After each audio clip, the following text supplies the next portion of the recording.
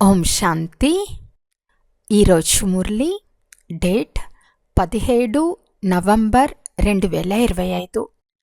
బాబా చెప్తున్నారు, మధురమైన పిల్లలు, ఇది పురుషోత్తమ సంగం యుగము. పురాతన ప్రపంచం పరివర్తన చెంది ఇప్పుడు కొత్తదిగా తయారవుతోంది. మీరిప్పుడు పురుషార్థం చేసి ఉత్తమమైన దైవీ పదవిని పొందాలి. ప్రశ్న: సర్వీస్బుల్ పిల్లల బుద్ధిలో ఏ విషయం సదా గుర్తుంటుంది? జవాబు: వారికి సదా ధనం ఇచ్చినా ధనం తరగదు అని గుర్తుంటుంది. అందువలన వారు రాత్రింబవలు నిద్రను కూడా త్యాగం చేసి జ్ఞానధనాన్ని దానం చేస్తూ ఉంటారు. అలసిపోరు. కానీ స్వయంలో ఏవైనా అవగుణాలుంటే సర్వీస్ చేయాలన్న ఉమ్మంగం కూడా కలగదు. ఓం శాంతి. మధురాతి మధురమైన ఆత్మీక పిల్లలకు తండ్రి కూర్చుని అర్థం చేయిస్తున్నారు. పరంపిత కూర్చుని ప్రతిరోజు అర్థం చేయిస్తారని పిల్లలకి తెలుసు. టీచరు ఏ విధంగా ప్రతిరోజు చదివిస్తారో అలా అర్థం చేయిస్తారు.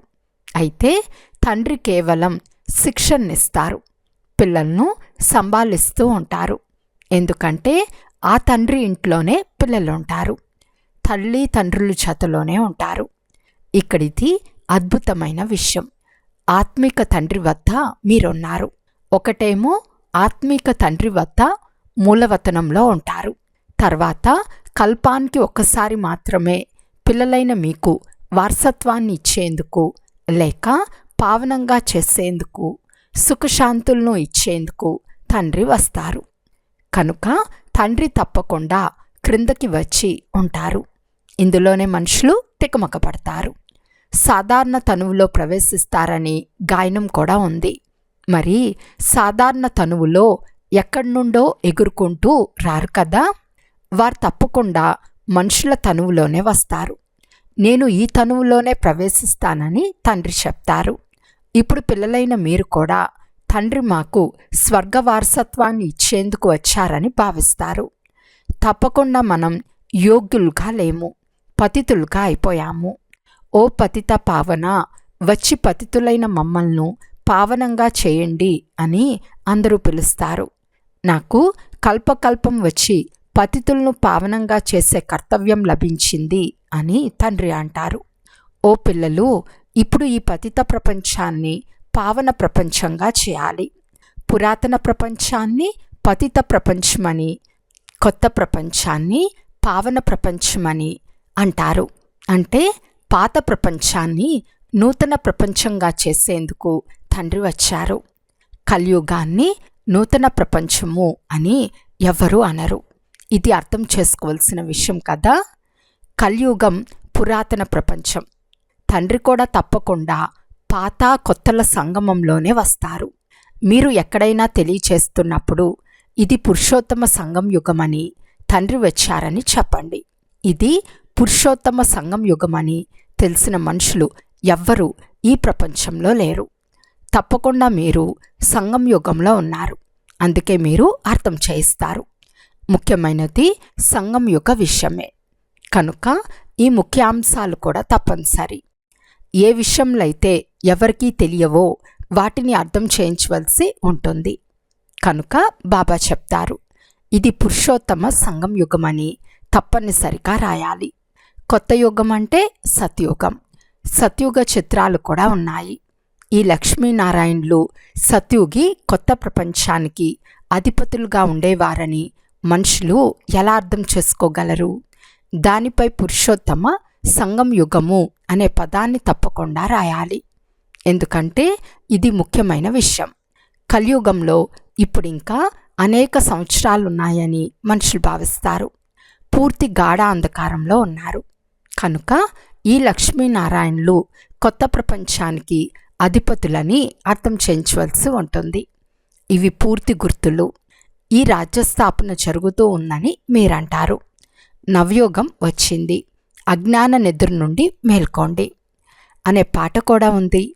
ఇది సంగం యుగమని, దీనిని నవయుగమని అనరని మీకు తెలుసు. సంగమంను సంగం యుగమని అంటారు. ఇది పురుషోత్తమ సంగం యుగమని. ఇప్పుడు పాత ప్రపంచం సమాప్తమై కొత్త ప్రపంచం స్థాపనవుతుందని మీకు తెలుసు. మీరు మనుషుల నుండి దేవతలుగా అవుతున్నారు. రాజయోగం నేర్చుకుంటున్నారు. దేవతల్లో కూడా ఉత్తమ పదవి ఈ లక్ష్మీనారాయణులది. వీరు కూడా మనుషులే, కానీ వీరిలో దైవీ గుణాలు ఉన్నాయి. అందువల్లనే వీరిని దేవీ దేవతలు అని అంటారు.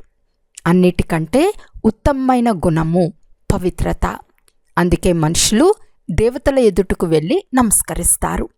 ఎవరైతే సేవ చేస్తూ ఉంటారో వారి బుద్ధిలో ఈ విషయాలన్నీ ధారణ అవుతూ ఉంటాయి. ధనం ఇచ్చినా ధనం తరగకూడదని అంటారు. అర్థం చేయించే విధానాలు ఎన్నో లభిస్తూ ఉంటాయి. జ్ఞానమైతే చాలా సహజం, కానీ కొందరిలో బాగా ధారణ జరుగుతుంది, కొందరిలో జరగదు. ఎవరిలో అవగుణాలు ఉంటాయో వారు సేవా కేంద్రాన్ని కూడా సంభాళించలేరు. కనుక ప్రదర్శనలలో సరైన స్పష్టమైన పదాలను వాడాలని తండ్రి తన పిల్లలైన మనకు అర్థం చేయిస్తున్నారు. ముఖ్యంగా పురుషోత్తమ సంగం యుగం గురించి అర్థం చేయించాలి. ఈ సంగం యుగంలో ఆది సనాతన దేవీ దేవతా ధర్మ స్థాపన జరుగుతోంది. ఈ ధర్మం ఉన్నప్పుడు ఇతర ధర్మాలేవీ లేవు. ఈ మహాభారత యుద్ధం ఏదైతే ఉందో దానిని గురించి కూడా డ్రామాలో రచింపబడి ఉంది. ఇవి కూడా ఇప్పుడే వెలువడ్డాయి. ఇంతకుముందు ఇవి లేవు. 100 సంవత్సరాల లోపు అన్నీ సమాప్తమైపోతాయి. సంగం యుగానికి తక్కువలో తక్కువ 100 సంవత్సరాలైనా ఉండాలి కదా. పూర్తిగా కొత్త ప్రపంచం తయారవ్వాలి. న్యూఢిల్లీ తయారయ్యేందుకు ఎన్ని సంవత్సరాలు పట్టింది? భారతదేశంలోనే కొత్త ప్రపంచం ఉంటుందని, పురాతన ప్రపంచం సమాప్తమైపోతుందని మీరు అర్థం చేసుకున్నారు. పాతది కొద్దిగానైనా ఉంటుంది కదా. ప్రళయమైతే జరగదు. ఈ విషయాలన్నీ మీ బుద్ధిలో ఉన్నాయి. ఇప్పుడు ఇది సంగం యుగం. కొత్త ప్రపంచంలో తప్పకుండా ఈ దేవీ దేవతలు ఉండేవారు, మళ్ళీ వీరే ఉంటారు. ఇది రాజయోగ చదువు. ఎవరైనా వివరంగా అర్థం చేయించలేకుంటే కేవలం ఒక్క విషయం చెప్పండి. పరంపిత పరమాత్మ ఎవరైతే సర్వుల తండ్రి అయినారో వారిని అందరూ స్మృతి చేస్తారు. మీరు పతితులుగా అయ్యారని, అందుకే ఓ పతిత పావన రండి అని పిలుస్తారని పిల్లలైన మనందరికీ వారు చెప్తున్నారు. ఖచ్చితంగా కలియుగంలో పతితులు, సత్యుగంలో పావనులు ఉంటారు. ఇప్పుడు పరంపిత పరమాత్మ చెప్తున్నారు, దేహ సహితంగా ఈ పతిత సంబంధాలన్నీ మరిచి నన్నొక్కరినే స్మృతి చేసినట్లయితే మీరు పావనంగా అవుతారు. ఇవి గీతలోని పదాలే. ఇప్పుడిది గీతాయుగమే. గీత సంగం యుగంలోనే గాయనం చేయబడింది. అప్పుడే వినాశనం కూడా జరిగింది. తండ్రి రాజయోగాన్ని నేర్పించారు. అప్పుడు రాజ్యం స్థాపన అయింది. మళ్ళీ తప్పకుండా స్థాపన అవుతోంది. ఈ విషయాలన్నీ ఆత్మిక తండ్రి అర్థం చేయిస్తున్నారు కదా. ఈ తనువులో కాకపోతే వేరే తనువులో అయినా రాని అర్థం చేయించవలసింది తండ్రియే. మేము బ్రహ్మ పేరేమీ చెప్పము, మేము కేవలం ఇలా తెలియచేస్తాము. తండ్రి చెప్తున్నారు, నన్ను స్మృతి చేసినట్లయితే మీరు పావనంగా అయి నా వద్దకు వచ్చేస్తారు. ఎంత సహజం. కేవలం నన్ను స్మృతి చేయండి. 84 జన్మల చక్ర జ్ఞానం బుద్ధిలో ఉండాలి. ఎవరు ధారణ చేస్తారో వారు చక్రవర్తి రాజులుగా అవుతారు. ఈ సందేశం అన్ని ధర్మాల వారి కొరకు ఇచ్చారు. ఇంటికైతే అందరూ వెళ్ళవలసిందే.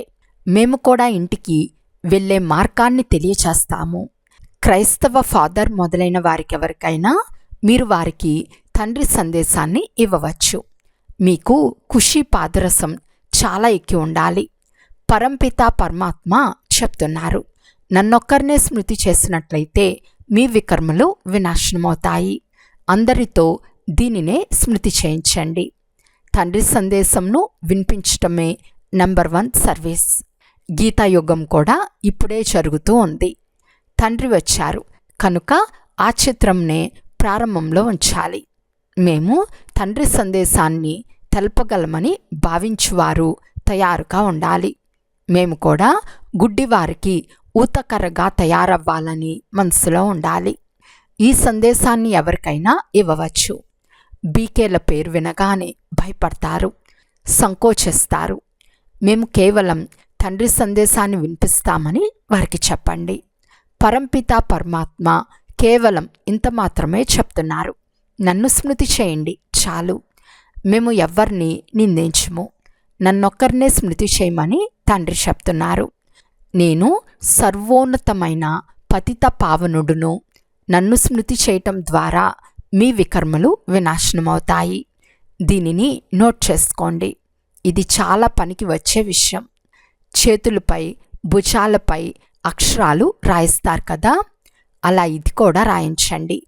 కేవలం ఇంత మాత్రం తెలియచేసిన దయాహృదయులుగా కళ్యాణకారులుగా అవుతారు. మీతో మీరు ప్రతిజ్ఞ చేసుకోవాలి, తప్పకుండా సర్వీస్ చేయాలి. తర్వాత అది అలవాటైపోతుంది. ఇక్కడ కూడా మీరు అర్థం చేయించగలరు. చిత్రాలను ఇవ్వవచ్చు. ఇవి సందేశాన్ని ఇచ్చే వస్తువులు. లక్షల కొలిది తయారవుతాయి. ఇంటింటికి వెళ్ళి సందేశంను ఇవ్వాలి. ఎవరైనా ధనం ఇవ్వకపోని తండ్రి పేదల పెన్నిది అని చెప్పండి. ఇంటింటికి సందేశాన్ని ఇవ్వటం మన కర్తవ్యం. వీరు బాప్తాత. వీరి ద్వారా ఈ ఆస్తి లభిస్తుంది. ఇతడు 84 జన్మలు తీసుకుంటాడు. ఇది ఇతని అంతిమ జన్మ. బ్రాహ్మణులైన మనం మళ్ళీ దేవతలుగా అవుతాము. బ్రహ్మ కూడా బ్రాహ్మణుడే. ప్రజాపిత బ్రహ్మ ఒక్కడే ఉండడు కదా, బ్రాహ్మణ వంశావళి కూడా ఉంటుంది కదా. బ్రహ్మ నుండి విష్ణు దేవతగా అవుతాడు. బ్రాహ్మణులే శ్రేష్టమైన వారు. వారే దేవత, క్షత్రియ, వైశ్య, శూద్రులుగా అవుతారు. ఈ విషయాలు అర్థం చేసుకునేవారు కూడా ఎవరైనా తప్పకుండా వస్తారు. పురుషులు కూడా సర్వీస్ చేయవచ్చు. ఉదయాన్నే లేచి దుకాణాన్ని తెరిచినప్పుడు ఓ ఉదయపు సాయి అని అంటారు. కనుక మీరు కూడా ఉదయమే వెళ్ళి తండ్రి సందేశంను వినిపించండి. మీ వ్యాపారము చాలా బాగా జరుగుతుందని చెప్పండి. మీరు బాబాని స్మృతి చేసినట్లయితే 21 జన్మలు ఆస్తి లభిస్తుంది. అమృతవేళ సమయం చాలా మంచిది. ఈ రోజుల్లో పరిశ్రమల్లో మాతలు కూడా కూర్చొని పనిచేస్తూ ఉంటారు. ఈ బ్యాడ్జ్లు తయారు చేయటం కూడా చాలా సహజం. పిల్లలైన మీరు రాత్రింబవళ్ళు సర్వీస్లో నిమగ్నమవ్వాలి. నిద్రను త్యాగం చేయాలి. తండ్రి పరిచయం లభించటం ద్వారా మనుషులు సనాతులుగా అవుతారు అని మీరెవరికైనా సందేశాన్ని ఇవ్వవచ్చు. మీ జ్ఞానం చాలా ఉన్నతమైనది. మేమొక్కరినే స్మృతి చేస్తామని చెప్పండి. క్రీస్తు ఆత్మ కూడా వారి సంతానమే. ఆత్మలందరూ వారి పిల్లలే. ఆ గాడ్ ఫాదర్ చెప్తున్నారు, ఇంకే దేహదారిని స్మృతి చేయకండి. మిమ్మల్ని మీరు ఆత్మగా భావించి నన్నొక్కరినే స్మృతి చేస్తే మీ వికర్మలు వినాశనమవుతాయి.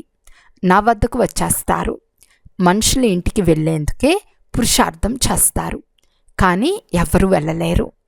పిల్లలు ఇప్పుడు చాలా చల్లబడిపోయారని అనిపిస్తుంది. ఇంత శ్రమ ఎవరూ చేయటం లేదు. సాకులు చెప్తూ ఉంటారు. ఇందులో చాలా సహనం చేయవలసి ఉంటుంది. ధర్మస్థాపకులు ఎంతగా సాహసం చేస్తారు. క్రీస్తును సిలువుపైకి ఎక్కించారని చెప్తారు. మీ పని అందరికీ సందేశంను ఇవ్వటం. అందుకొరకు తండ్రి యుక్తులు తెలియచేస్తూ ఉంటారు. ఎవరైనా సర్వీస్ చేయటం లేదంటే వారిలో ధారణ లేదని బాబా భావిస్తారు. సందేశాన్ని ఎలా ఇవ్వాలో తండ్రి సలహానిస్తారు.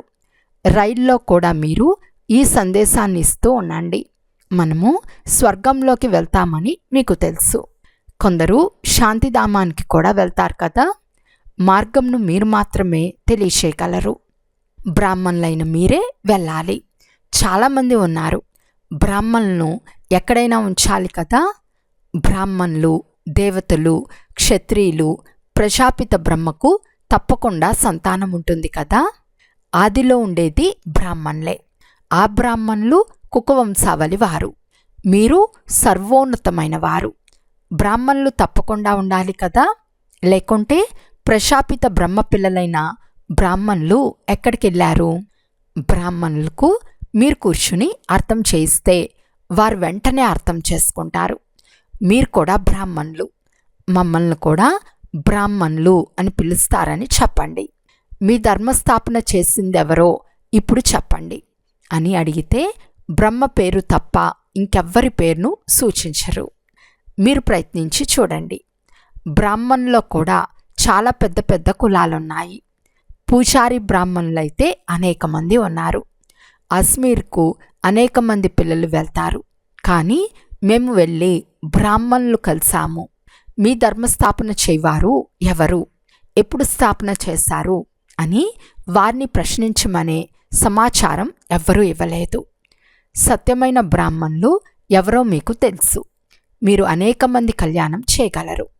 యాత్రలకు భక్తులే వెళ్తారు. ఈ లక్ష్మీనారాయణల చిత్రం చాలా బాగుంది.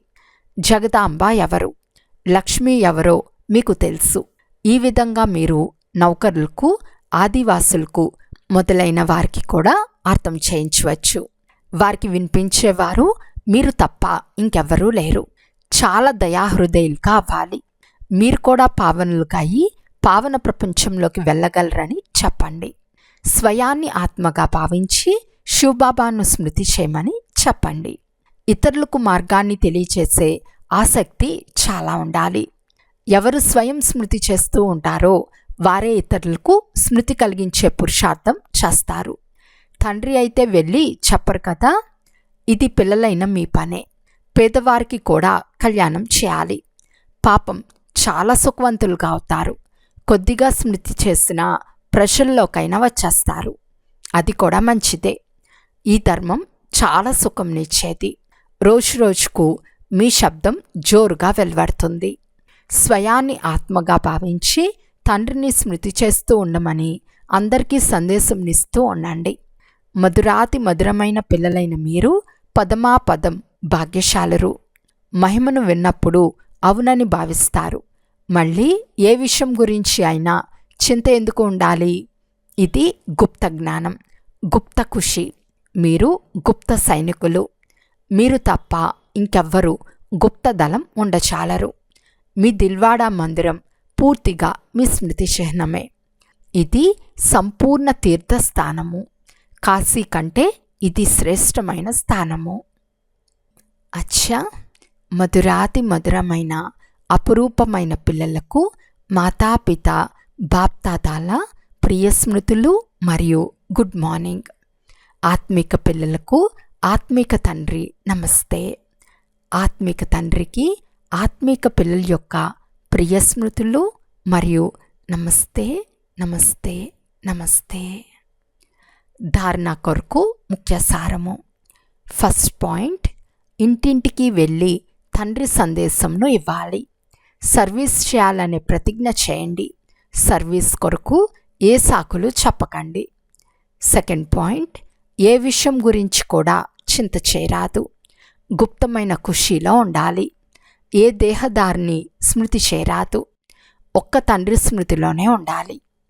ఈరోజు వరదానము. కళ్యాణకారి తండ్రి మరియు సమయం యొక్క ప్రతి సెకండు లాభాన్ని తీసుకునే నిశ్చయబుద్ధి, నిశ్చింత భావ.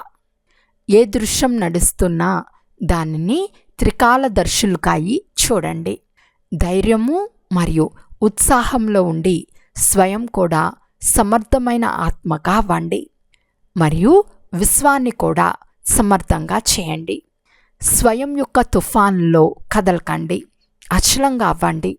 ఏ సమయం లభించిందో, తోడు లభించిందో, అనేక ప్రకారాల ఖజానాలు లభిస్తున్నాయో వాటి నుండి సంపదవంతులుగా, సమర్థవంతులుగా అవ్వండి. మొత్తం కల్పంలో ఇటువంటి రోజు మళ్ళీ రాదు. అందువలన అన్ని చింతలు తండ్రికి ఇచ్చి నిశ్చయబుద్ధి గలవారికాయి సదా నిశ్చింతంగా ఉండండి.